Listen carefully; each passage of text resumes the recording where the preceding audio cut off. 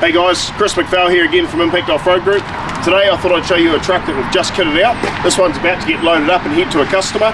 We've done it with all of our standard Impact Off-Road accessories. On top of that, what we've also done is we've set it up with a super lift kit. What that means is we've set it up with 25-inch tyres, staggered again so wider on the rear to the front. It's got our usual steel rear guards, rubber front flares. We've set this one up also with a full cab bar kit. So we've customised the headboard to take the cab bars. That runs from the bull bar, bolts straight back to the headboard. We've incorporated dual LED lights on the top from Diode Dynamics, and we've also set up a full custom mounting kit for the Maxtrax Extremes that they've taken. This one has got the replaceable teeth. They've also bought another set of replaceable teeth just if they need them. Simply unlock it, pull the Maxtrax off, use them, whack them back up again.